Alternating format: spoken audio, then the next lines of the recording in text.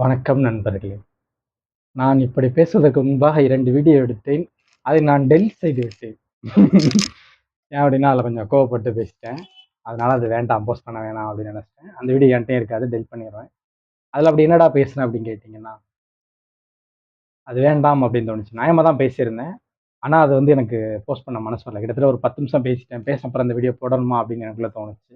அப்படி எத பத்தி பேசினேன் அப்படின்னு தானே கேட்குறீங்க? காரணம் இருக்கு. மத்தவங்கள வந்து ரொம்ப புண்படுத்துற மாரி ஒரு படம் எடுத்து வச்சிருந்தாங்க. படம் முழுக்கவே. திருவள்ளுவலாம் கூட பாவம். திருவள்ளுவருக்குலாம் வந்து பாவம். அந்த அளவுக்கு பண்ணியிருந்தாங்க. ஸோ அத பத்தி நான் பேசியிருந்தேன். அத வந்து போஸ்ட் பண்ணலாமா? வேணாமா? அப்படிங்கும்போது எதுக்கு இத பத்தி பேசிக்கிட்டு? கருமத்த தூர தூக்கி போட்டு ஒரு நல்ல விஷயத்த பேசலாமா? அப்படின்னு சொல்லிட்டு தான் அத நான் டெலீட் பண்ணிவிட்டேன். இப்ப அது என் குப்பை தொட்டியில இருக்கு அந்த வீடியோ. இப்போ நம்ம வந்து நல்ல விஷயத்த பத்தி பேசலாம். ஹரிபவனம் அட்வர்டைஸ்மென்ட்ல தளபதி விஜய் வந்தது சொன்னேன் இல்லையா அந்த வீடியோ. பார்க்க ரொம்ப சூப்பரா இருந்தது. ஒவ்வொருத்தரும் ஒவ்வொரு ஆங்கிள்ல இருந்து எடுத்து எடுத்து எல்லா ஃபுட்டேஜ் வெளியில வந்துகிட்டு இருக்குது. அத பார்க்கும்போது ஒரு ஹேப்பியா இருந்தது. ஸோ இந்த டேட்ல தான் நான் சொன்ன அந்த அது எதுக்கு அதை பத்தி பேசிட்டு இருக்குது அப்படின்னோம் இல்லையா, அது வந்து ரிலீஸ் ஆயிருந்தது. ஸோ நீங்க ஏதாவது க்ளூ வச்சு வேணா கண்டுபிடிச்சுக்கோங்க.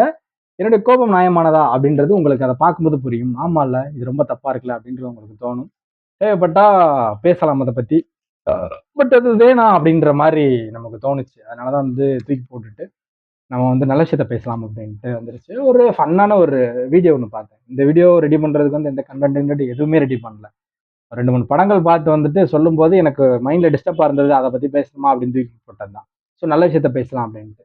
அதாவது தாய் கலவில வந்து ஆ இப்ப கிழவி செத்துருச்சான்ட்டு நோட் பண்றதுக்கே ஒரு கேரக்டர் வரும் இல்லையா? அவனே செத்துருவான். அவனுக்கு ஒரு போஸ்ட் அடிச்சு விட்டுருப்பாங்க. அது ஏதோ சம்திங் ஒரு நேம்ல இருந்தது. எனக்கு சரியா ஞாபகம் ஏதோ ஒரு பாலாவோ ஏதோன்ற மாரி சம்திங் இருக்கும் அந்த நேம்ல. எதுக்கு நான் இப்ப அத சொல்றேன் அப்படின்னா, அந்த தாய் கிழவி ரிட்டர்ன் ஊருக்குள்ள வரும்போது இது ஹிட்டன் டீடைல்ஸ் நீங்க நோட் பண்ணீங்கன்னா என்னன்னு எனக்கு தெரியல. நோட் பண்ணியிருப்பீங்க. இப்படி இல்லைன்னா முதல்ல இந்த படம் பார்க்கும்போது உங்களுக்கு அந்த ஃபீல் வரும். அந்த போஸ்டர்ல வந்து பாதி ஒட்டி இருக்கும். மேல மீதி வந்து அப்படி சோத்துல ஒட்டினாக்குள்ள இருக்குமா. தாய்க்குள்ள வென்றியாகும் போது அந்த போஸ்டர் டபக்குன்னு இப்படி விழுவும். ஸோ எதுக்கு இதை சொல்ல வரேன் அப்படின்னா, நம்மளுடைய வளர்ச்சி வந்து எந்த அளவுக்கு இருக்கணும் அப்படின்றதுக்கு ஒரு எக்ஸாம்பிளா வந்து நம்ம எடுத்துக்கலாம். அந்த அளவுக்கு அது ஒரு சின்ன சொடக்கு போடுற செகண்ட்ல வரக்கூடியது. எப்படி ஜனநாயகன்ல வந்து எம்ஜிஆர் போட்டோ திரையில வரும்போது சைட்ல சுவர்ல வரும். அந்நேரம் ஒரு தீ பிடிக்கும் போது தளபதி விஜயோட டேன் இருக்கும். படமே வரல, இன்ட்ரோ லீக் பண்றேன் அப்படின்னு கேட்க வேண்டாம். அதுக்கு நான் ஒரு வீடியோவே போட்டேன். நம்ம இதெல்லாம் நீங்க தனியா பார்த்துக்கலாம். ரொம்ப சூப்பரான படம். நம்ம அதை பத்தி தனியா பேசலாம். படம் ரிலீஸ் ஆன உடனே. இப்போ இதை பத்தி நான் சொல்றேன். அப்போ இந்த ஒரு சீன் சொன்னேன் இல்லையா, இன்னொரு சீன்ல வந்து குழந்தைகள், ஏன்னா இதை வந்து அதை நினைச்சுதான் வச்சிருப்பாங்க. இதை நீங்க மிஸ் பண்ணியிருந்தாலும் படமே பார்த்திருந்தாலும் மறுபடியும் அதை போய் பார்க்கும்போது ஆமால இது இதுக்காக தான் வச்சிருக்காங்க அப்படின்றது தோணும். அதுக்காக நான் சொல்ல வரேன். குழந்தைகள் ஏஜ் கேட்டகரி நீங்களே கூட போட்டுக்கோங்க. என்ன போடலாம் அப்படின்னா, இன்னும் கூட அதுல ஒரு சூப்பரா ஒரு விஷயம் பண்ணிருக்கலாம். என்ன தெரியுமா பண்ணிருக்கலாம்? டைரக்டருக்கு ஐடியா குடுக்குறியா அப்படின்னு கேட்காதீங்க. அத பண்ணியிருந்திருக்கலாம். ஒரு துண்டு விரிச்சு, கோயிலோட வாசல், அந்த படிக்கட்டா இருக்கும், மேல கோயில் இருக்கும். அங்க ஒரு 1 வயது பெண் குழந்தையவே போட்டிருக்கலாம். எந்த மாரி அப்படின்னு கேட்டீங்கன்னா, அது பெண் குழந்தை அப்படின்னு அடையாளப்படுத்தணும் இல்லையா? அதனால வந்து ம் நம்மளுடைய பருவங்கள் இருக்கும் இல்லையா? ஒவ்வொரு ஏஜ்லயும் நம்ம பள்ளி பருவத்துல படிச்சிருப்போம். கடைசியில மட்டும் பாய்ஸுக்கும், கேர்ள்ஸுக்கும் ஒரு 3 இது மாறுற மாரி இருக்கும். நீங்க அதுல படிச்சீங்கன்னா, அது பர்ட்டிகுலர் ஒரு இதுல வந்து பெண் குழந்தைகளுக்கு இந்த பூவை தான் சூடுவார்கள். ஏன்னா, இப்போ ஒரு வயது ஆண் குழந்தைக்கும், பெண் குழந்தைக்குமே சில விஷயங்கள் ஒண்ணா பண்ணி விட்டுருவாங்க. பொட்டு வைக்கிறது, கொலுசு அப்படின்னு. ஆனா பர்ட்டிகுலரா ஒரு பூவை மட்டும் தான் ஒரு வயது குழந்தைக்கு வைத்து விடுவார்கள் அப்படின்ற மாரி அந்த இடத்துல நான் படிச்ச ஒரு விஷயம் எனக்கு மைண்டுக்கு வருது. அப்போ அந்த மாரி ஒரு எக்ஸாம்பிளுக்கு சொல்றேன். அந்த மாரி ஒரு இத வச்சுட்டு, அந்த குழந்தைய மட்டும் ஃபர்ஸ்ட் வச்சிருந்தாங்கன்னா, உன்ன அடிச்சுக்க ஆளே கிடையாதுடா அப்படின்னு. இப்பவும் அடிச்சுக்க ஆளே கிடையாது. அந்த மாரி ஒரு தரமான சீன் தான். பட் அந்த ஒரு வயது பெண் குழந்தைய கூட அந்த இடத்துல வச்சிருந்திருக்கலாம். பட் அவங்க வச்சது வந்து ஒரு 5 வயசு குழந்தை அந்த மாரி வந்து வச்சுக்கலாம். இல்லன்னா ஒரு 3 டூ 5 வயசு அந்த கேட்டகரியில இருக்கும். First row. ஓகேவா? படிக்கட்டுல. அதுக்கு மேல வந்து அடுத்த ஏஜ் கேட்டகரியில உள்ள கேர்ல்ஸ். அதுக்கு அப்படி மேல போனீங்கன்னா, வயதுக்கு வந்த பெண்கள். வயதுனா ஏஜ் அட்டெண்ட் பண்ண அந்த கேட்டகரில. அதுக்கப்புறம் திருமணம் ஆன பெண்கள். திருமணம் ஆன பெண்கள்லயே வந்து ஸ்டார்ட்டிங் ஸ்டேஜ். அப்புறம் மிடில் ஏஜ். அதுக்கப்புறம் வந்து ஆன்டீஸ் இருப்பாங்க இல்லையா? அத்தைமார்கள். அந்த கேட்டகரி. அதுக்கப்புறம் வந்து கிழவிமார்கள். கிழவின்றது தூய தமிழ். அதனால வந்து நீங்க அத தவறா புரிஞ்சுக்க கூடாது. இப்போ அந்த கேட்டகரி வச்சிருப்பாங்க. அதுக்கு மேல தாய் கிழவி. தாய் கிழவிக்கு மேல் கடவுள். அப்படின்ற மாரி அந்த ஆர்டர் இருக்கும். இதுல இது நான் சொன்ன ஒண்ணு மட்டும் மிஸ் ஆயிருக்கும். ஸோ அது அட்டகாசமான ஒரு இது. நான் ஒரு வேளை வந்து அந்த ரவுண்ட் அப்ல அசிஸ்டண்டாக இருந்து அந்த டீமில் இருந்தால் கண்டிப்பாக நான் தான் சொல்லியிருப்பேன். இதே மாதிரி இன்னொரு டீமில் உட்காரும்போது நான் ஒரு சீன் சொன்னேன். அது எல்லாருக்குமே ரொம்ப பிடிச்சி போயிட்டு ஒரு ஷூட்டிங் சீன்ஸ் அதை வந்து அக்செப்ட் பண்ணி வச்சிருக்கிறாங்க. ஸோ அதெல்லாம் வந்து இன்னும் நல்லாவே இருக்கும். இப்போ நான் விஷயத்துக்கு வரேன். அப்போ என்னன்னா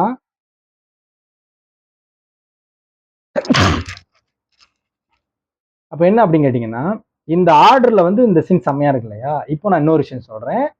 ஒரு நல்ல விஷயத்தை தப்பாக கன்வே பண்ணி கொண்டு போயிட்டாங்க அப்படின்றதுனால இந்த சீனை வந்து நான் சொல்கிறேன். மேக்ஸிமம் வந்து ஒரு நல்ல விஷயத்த நான் ரெடி பண்ணுறேன்னு வச்சுக்கோங்களேன்.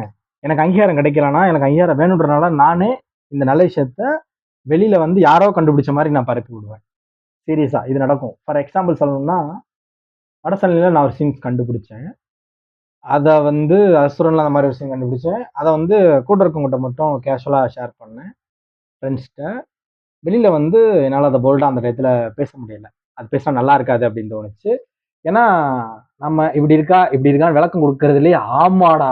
அப்படின்னு சொல்லிட்டு அவங்க மேல தாவிருவாங்க. அந்த மாரி விஷயங்கள்.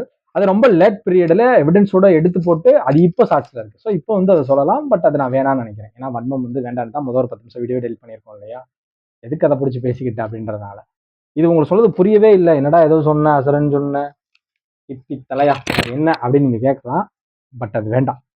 நான் இப்ப பேசுனதுல ஏதாவது வார்த்தை போட்டதுக்கும் அதுக்கும் ஒரு ஏதாவது லிங்க் இருக்கும். அத வச்சு நீங்களே கண்டுபிடிச்சுக்கோங்க. இல்லன்னா அத விட்டுறலாம்.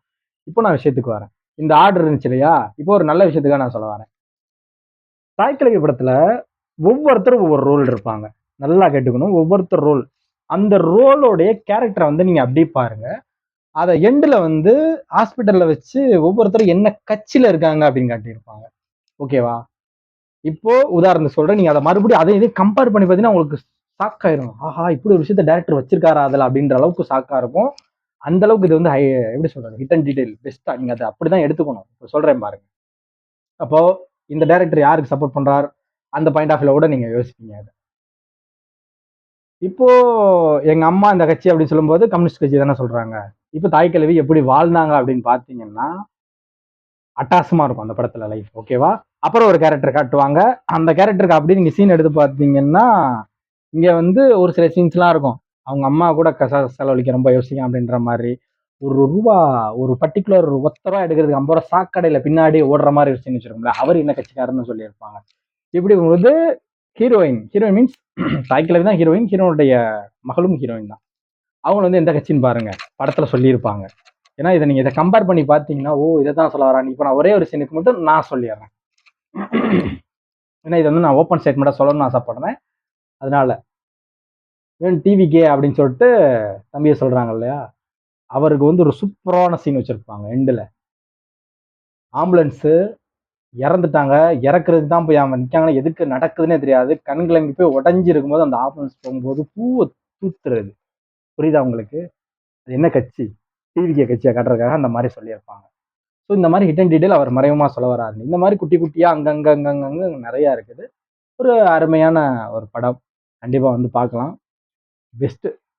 உங்களுக்கு வந்து இந்த மாரி ஒரு பெரிய ஆர்டிஸ்ட், ராதிகா மேம் மாரி ஆளுக வந்து இந்த மாரி ரோல்கள், இந்த மாரி யார் யாருக்கு என்னென்ன படங்கள் வருதோ, அதெல்லாம் எடுத்து பண்ணுனா, இந்த மாரி கதைகள் வந்து பட்டி தொட்டிலாம் எப்படி போகும் அப்படின்றதுக்கு இது ஒரு சாம்பிள். இன்னும் நான் டீட்டெயிலா இவர் இந்த கட்சி அந்த மாரி சொல்லி பிரிச்சு சீன் சொன்னேன்னா, அந்த வீடியோ லென்த்தா தான் போகும். பட் நமக்கு வந்து அது நான் விரும்பல. ஏன்னா அப்படி பேசினோம்னா, அது வன்மத்துல போய் முடிஞ்சிரும். வன்மம் கக்க வேண்டாம் அப்படின்னு இன்னைக்கு தோணுது. என்னடா பக்கத்துல வந்துட்டு இப்படி சொல்றேன்னு கேட்கிறீங்களா? ஏன்னா ஃபியூச்சர்ல வந்து அடிச்சு பறக்க விடுற அளவுக்கு ஏதாவது ஒண்ணு பண்ணிக்கிட்டு இருப்பாங்க. அந்நேரம் வந்து நமக்கு வந்து அவங்களுக்கு அகைன்ஸ்டா பேசாம இருக்க முடியாது இல்லையா? அந்நேரம் வந்து சொல்லித்தான் ஆகணும் அப்படின்ற மாரி நம்மள வந்து வெறியேத்தி விட்டுருவாங்க. அந்நேரம் பேசிட்டு இருக்கக்கூடாது. பேசாம இருக்கவும் கூடாது. அந்நேரம் பேச வேண்டிய சூழ்நிலை ஏற்படும் இல்லையா? அதுக்காக தான். பாருங்களேன். இத பத்தி இப்பதான் நினைச்சுக்கிட்டு இருந்தோம். இந்த வீடியோக்கு ஆயுசு 100. இன்ஸ்டாக்குள்ள போனோனே தெரியுதா? இது வந்து அப்படியே ஜூம் போயிட்டு நான் சொன்னேன் இல்லையா? ஹரிபவனம். அந்த இதான். இப்ப போய் பார்த்துருவேன் இந்த 3 வீடியோ. பார்த்துட்டோம்னா நமக்கு வந்து தெரிஞ்சிரும். ஆனா நான் பெருமையா சொல்லிக்கிட்டுமே. இதுக்கு எந்த எவிடன்ஸுமே இருக்கும். இந்த வேர்ட் இருக்கு இல்லையா? ஹிஸ்டரி வில் ரிப்பீட் இட்செல்ஃப்ன்ட்டு. இத நான் சீரியஸா ஃபர்ஸ்ட் நான் தான் சொன்னேன்.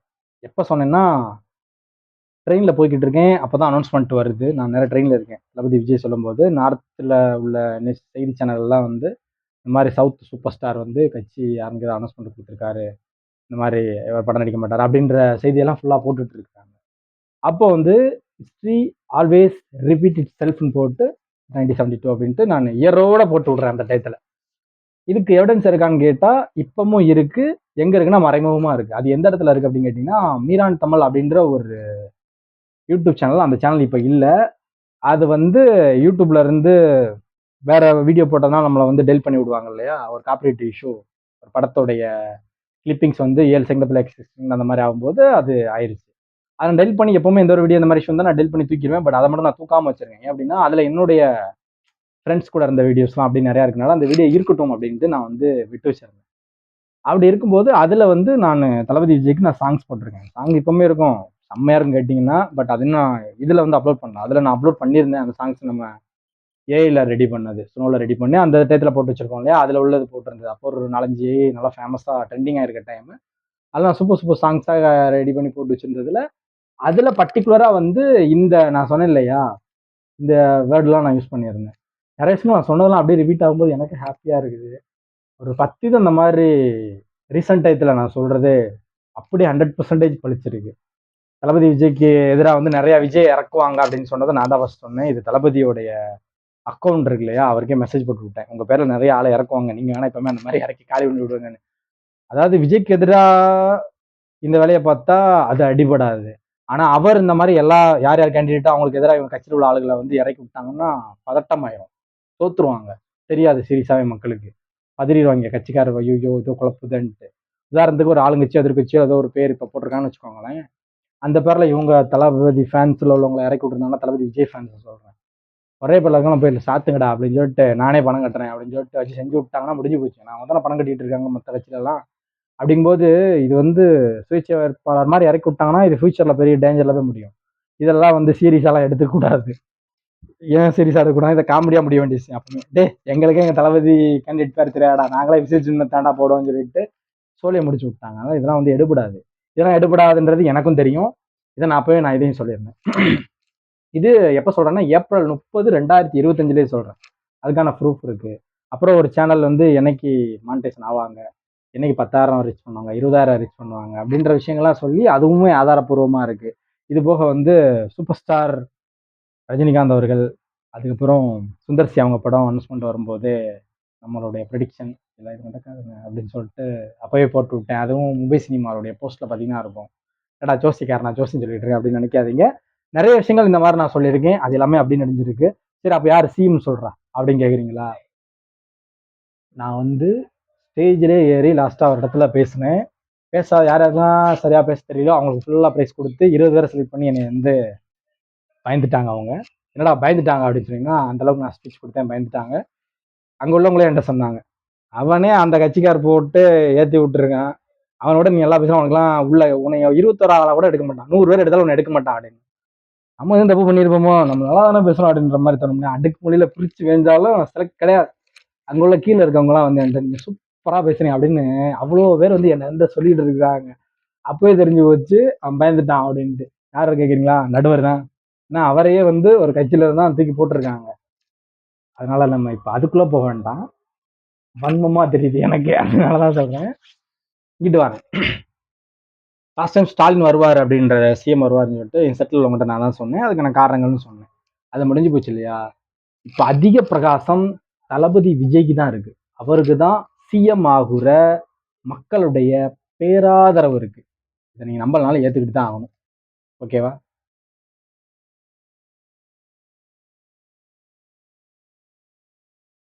ரெண்டு கை இல்லாம சர்ஜரி பண்ணி ஒருத்தவங்க ரெண்டு கை வச்சு வைக்காதுன்னு சொல்லிட்டு டாக்டர்ஸ் தான் கிரேட் தான். ஓகே, இந்த வீடியோ வந்து நம்ம வந்து முடிச்சுக்கலாம். அடுத்த சூப்பர் ஒரு வீடியோல சந்திக்கலாம். பாய்.